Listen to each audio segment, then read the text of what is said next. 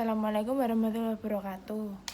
Saya Syabila dari 12 IPA 4, nomor absen 8. Akan membawakan cerpen Mata Mungil yang Menyimpan Dunia.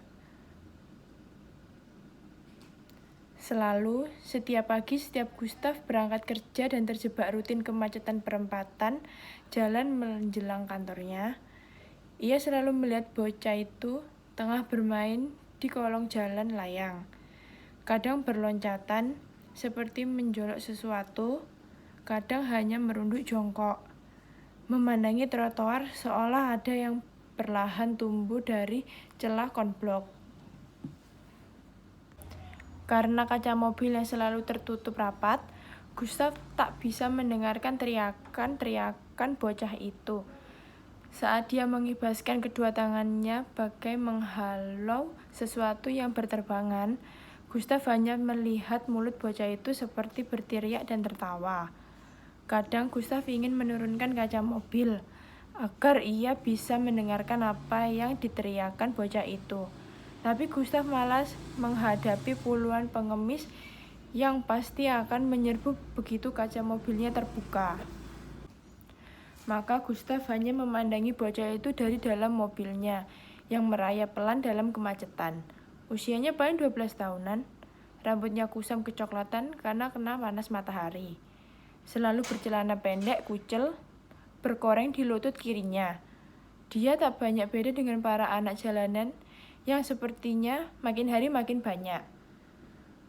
Hanya saja Gustaf sering merasa ada yang berbeda dari bocah itu. Dan itu kian Gustaf rasakan setiap kali bersitapan dengannya. Seperti ada cahaya yang perlahan berkeradapan dalam mata bocah itu. Sering Gustaf memperlambat laju mobilnya, agar ia bisa berlama-lama menatap sepasang mata itu. Memandang mata itu, Gustaf seperti menjenguk sebuah dunia yang menyegarkan, hingga ia merasa segala di sekeliling bocah perlahan-lahan berubah. Tiang listrik dan lampu jalan menjelma menjadi barisan pohon rindang. Tak ada keruatan karena jalanan telah menjadi sungai dengan gemericik air di sela bebatuan hitam. Jembatan penyeberangan di atas sana menjelma titian bambu yang menghubungkan gedung-gedung yang telah berubah perbukitan hijau. Dari retakan trotoar, perlahan tumbuh bunga mawar. Akar dedaunan hijau merambat melilit tiang lampu dan pagar membatasi jalan. Kerakap tumbuh di dinding, penyangga jalan tol. Gustaf terkejut ketika tiba-tiba ia melihat seekor bangau bertenggar di atas kotak pos yang kini tampak seperti terbuat dari gula-gula. Air yang jernih dan bening mengalir perlahan, seakan-akan ada mata air yang muncul dari dalam selokan. Kicau burung terdengar dari pohon jambu berbuah lebat yang bagai dicangkok di tiang trafik lampu. Gustaf terpesona menyaksikan itu semua. Ia menurunkan kaca mobilnya, menghirup lembab angin yang berhembus lembut dari pegunungan. Tapi pada saat itulah ia terkejut oleh bisikan pekikan klakson mobil-mobil di belakangnya. Beberapa pengendara, seperti motor yang menyalip lewat trotoar, melotot ke arahnya. Seorang polisi lalu lintas yang bergegas mendekatinya.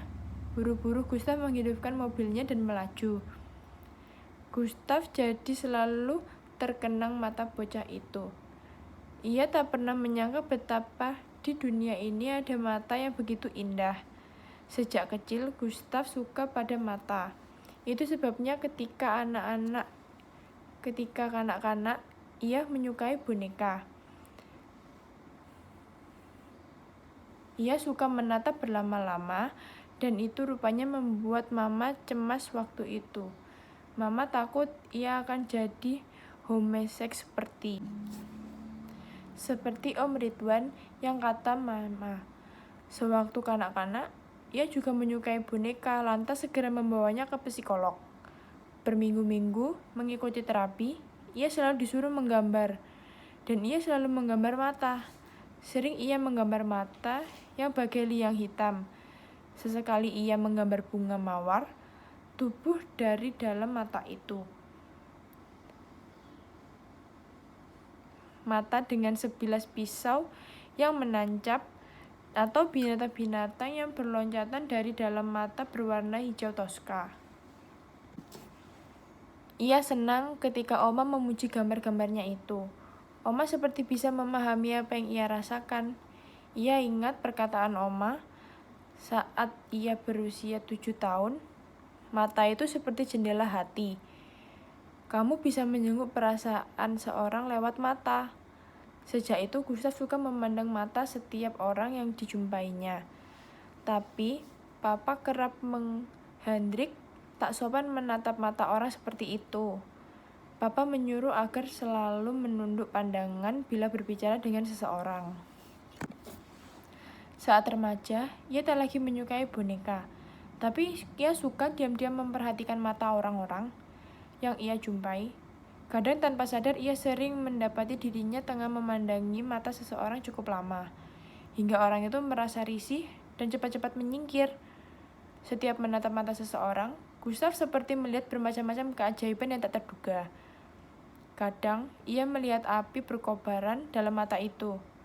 Kadang ia melihat ribuan kelelawar berterbangan. Sering pula ia melihat lelehan tomat merembas dari sudut mata seseorang yang tengah ia pandangi.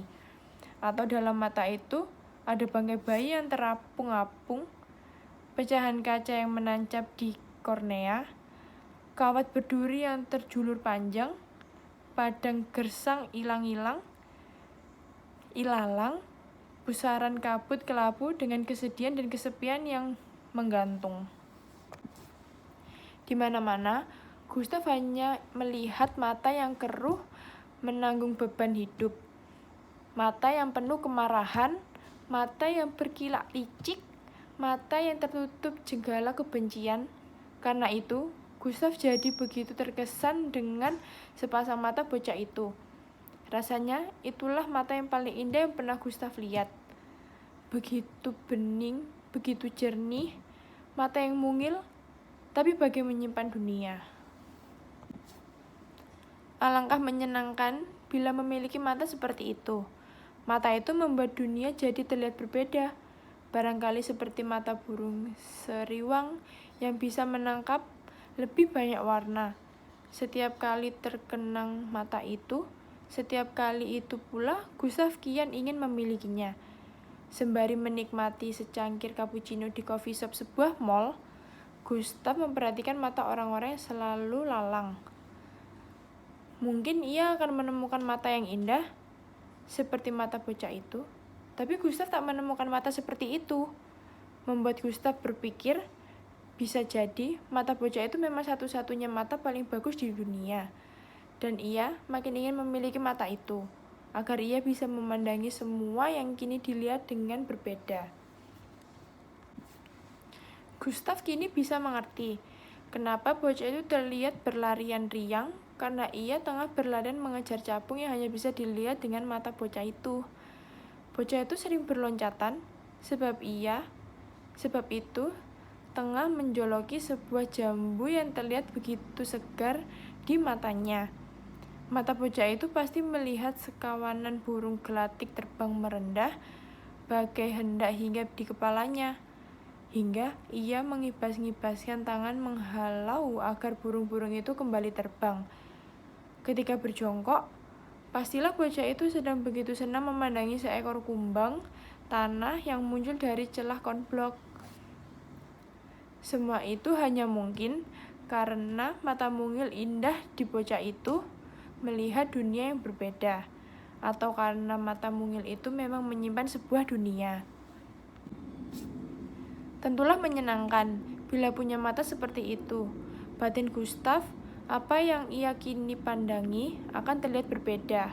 Es krim di tangan anak itu mungkin akan meleleh menjadi madu. Pita gadis yang digandeng ibunya itu akan menjadi bunga lili. Di lengkung segelandang sutra yang dikenakan mannequin di etalase itu akan terlihat kepompong mungil yang bergeletaran pelan ketika perlahan-lahan letak terbuka dan muncul seekor kupu-kupu.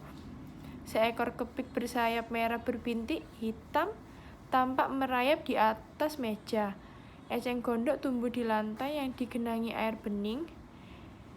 Elevator itu menjadi tangga yang menuju rumah pohon di mana anak-anak berebutan ingin menaikinya.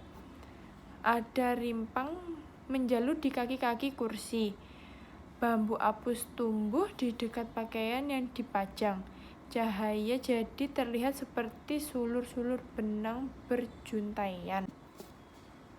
Gustav tersenyum.